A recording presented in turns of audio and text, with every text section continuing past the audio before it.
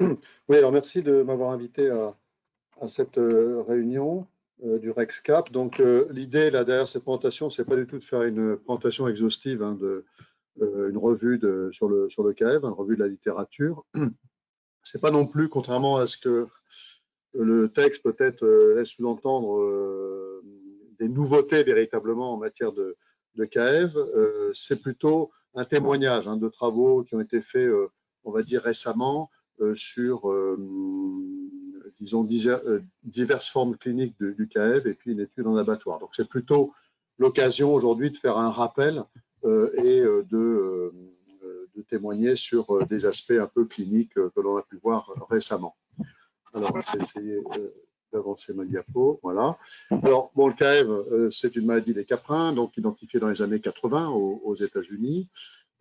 Donc, un virus qui appartient au groupe des lentivirus, mais qui n'a rien à voir avec un sida de la chèvre, comme on l'appelait un petit peu historiquement, dans le sens où ce n'est pas une maladie spécialement qui se traduit par un état d'immunosuppression. C'est une maladie, donc on l'a compris, très proche, voisine du médilisna des moutons. Et c'est donc une maladie qui est particulièrement présente dans les systèmes caprins laitiers. Et donc, je voulais vous faire part de 3 études récentes au NIRIS. Mais pour commencer, rappeler que le CAEV, c'est essentiellement une infection, hein, donc qui se traduit par finalement des symptômes chez peu d'animaux. Et donc, la majorité des animaux infectés sont asymptomatiques, ils n'ont pas de clinique évidente. Quand il y a une clinique, c'est plutôt sur l'animal adulte, hein, on va le voir par la suite, sauf pour la forme nerveuse qui est sur les jeunes chevrettes. La clinique est liée à des phénomènes inflammatoires, à des phénomènes de fibrose, des réactions de prolifération tissulaire, plus qu'à l'action du virus elle-même. Et ce qui est important peut-être, c'est qu'il existe aussi des lésions qui sont moins développées, hein, sur les animaux et qui du coup ne présentent pas de signes cliniques, mais pour autant, il y a des inflammations, il y a des fibroses, il y a des lésions au niveau neurologique, pulmonaire et mammaire en particulier. Donc là, pour vous rappeler un peu les 4 sites d'importance inégale d'ailleurs, hein, sur lesquels on peut avoir de la clinique chez les caprins, donc le gros genou, les gros genoux, donc avec des arthrites notamment des carpes, mais pas uniquement, des atteintes de la mamelle avec des déséquilibres mammaires, des mamelles déséquilibrées, des atteintes pulmonaires, donc là c'est le poumon que l'on voit, c'est le poumon droit mais il est sur la gauche, qu'on voit qui est un peu augmenté en volume et qui est beaucoup plus ferme, donc des pneumonies interstitielles, et puis des atteintes neurologiques. On voit une chevrette donc, qui est en décubitus et qui a une paralysie de l'arrière-train à ce stade-là, mais qui viendra une paralysie générale par la suite. Donc, c'est un virus qui infecte beaucoup de cellules, hein, cellules immunitaires, des cellules épithéliales, des cellules du système nerveux. Il en résulte que les voies de transmission sont très très nombreuses, elles sont digestives, notamment à travers le colostrum et le lait. Elles peuvent être respiratoires à travers les aérosols, elles peuvent être mammaires à travers des phénomènes d'impact au moment de la traite. Ce qu'on ne sait pas par contre, c'est l'importance relative de chacune d'entre elles, et c'est bien le problème dans une méthode de contrôle de l'infection, et on ne connaît pas non plus l'importance éventuellement des vecteurs passifs. La voie transplacentaire ne semble pas extrêmement importante. La voie sexuelle, bon, en tant que telle par le sperme, elle est discutée, elle est complexe. Bon. En tout cas, ce qui peut être dit là, c'est qu'il y a, semble-t-il, sur l'importance de ces voies, en tout cas c'est ce que dit la synthèse que je cite en bas de la diapo, c'est qu'il y a un consensus aujourd'hui, semble-t-il, vers un poids qui serait plus important de la transmission horizontale, donc par les aérosols, que la transmission verticale. Donc ça, c'est important parce qu'effectivement, si ça s'avère exact, ça montre que les méthodes de lutte vont être très complexes. Il y a une diversité virale, ça a été évoqué tout à l'heure, hein, donc avec des implications sur le diagnostic, sur l'épidémiologie, pourquoi pas sur la virulence, la physiopathologie et l'immunologie. Et donc, il y a la proximité, bien sûr, au vin caprin avec des échanges de certains types de virus. Donc, très brièvement, 3 études qui ont été faites relativement récemment à Oniris. Une première étude donc, sur le CAEV comme cause d'arthrite chez la chèvre adulte. C'est une étude qui est menée en abattoir par Pierre Breton, qui a été présentée dans le cadre de sa thèse de doctorat vétérinaire. Et donc, il s'agissait dans ce travail-là de faire un examen antémortem de 750 chèvres et post-mortem de près de 3000 chèvres. En antémortem, donc, il a été montré en fait, en prenant comme référence l'index clinique Dominica, un peu un index historique, mais qui est un rapport entre le plus gros carpe et le plus petit métacarpe, mesuré en centimètres, Et donc, vous avez les règles à gauche de cette décision. L'index clinique est considéré comme positif si cette différence est supérieure ou égale à 7 cm. Et là, on considère que l'animal est atteint en fait, d'une arthrite chronique et que on rattache pratiquement systématiquement au KF. Eh bien, si on mesure cet index clinique, on voit que sur les animaux en antémortem, il n'y a qu'un tiers des animaux qui n'ont pas de lésion d'arthrite chronique et qu'il y en a 50% qui ont des arthrites avérées, d'arthrite chronique et donc possiblement AKF. Il faut noter que ces animaux, d'ailleurs, sont en général assez maigres. Il y a une association significative avec des notes d'état corporel basses. Donc, ça montre que voilà, l'arthrite AKF est une cause de réforme majeure. Sur le plan post-mortem, donc là, sur les 3000 chèvres abattues, il y en a à peu près 550 qui avaient été saisies, dont 440 pour arthrite.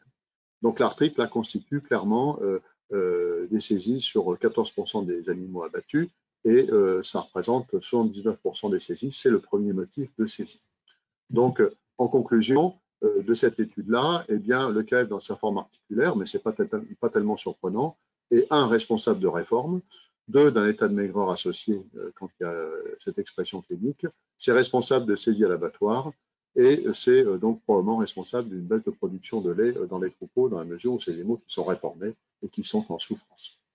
Donc, le KF est très loin la principale cause d'arthrite chronique chez la chèvre adulte. Ici, pour rappel, mais je pense que les présentations seront disponibles après, hein, vous avez un tableau de diagnostic différentiel des arthrites et gonflements articulaires chez la chèvre adulte, où en premier apparaît le KF, le gros genou, et en deuxième, éventuellement, les mycoplasmes, mais sous une forme beaucoup plus aiguë.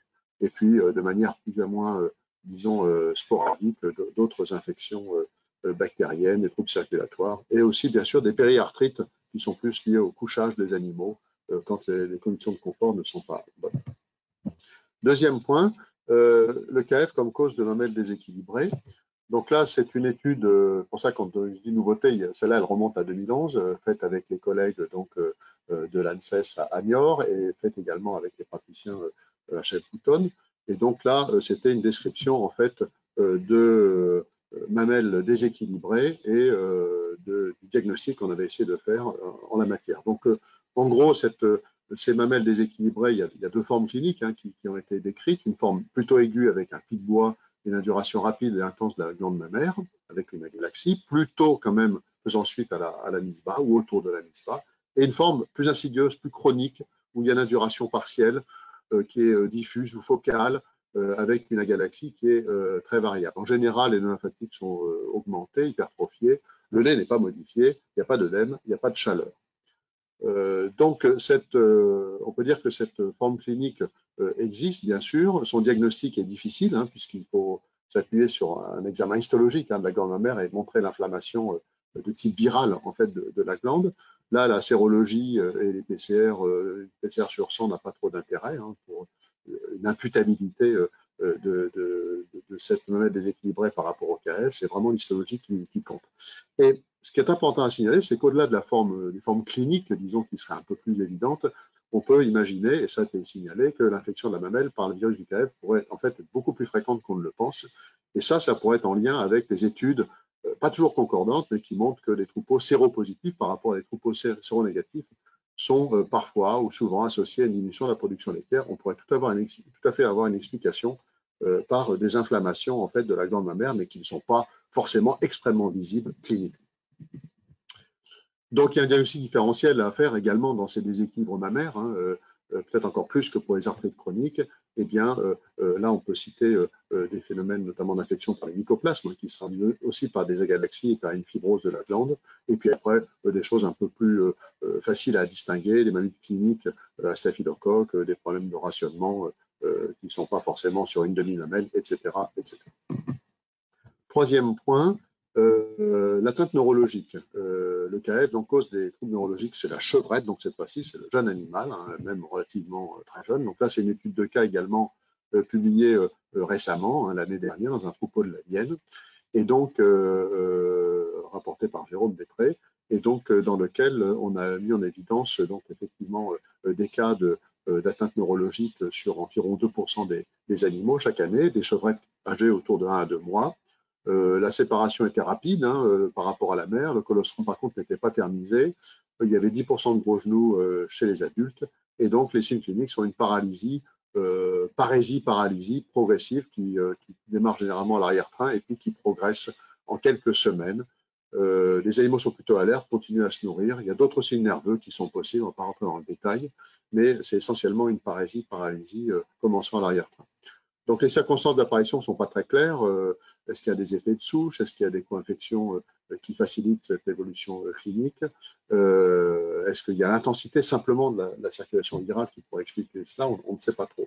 Le diagnostic, par contre, est assez complexe parce que là, pour le coup, c'est une autopsie. Là aussi, c'est l'histologie, mais l'histologie sur la moelle épinière. Donc, ça nécessite quand même un peu de travail en autopsie. Et là, la sérologie ELISA, évidemment, et la PCR n'a pas forcément l'intérêt pour poser un diagnostic de certitude.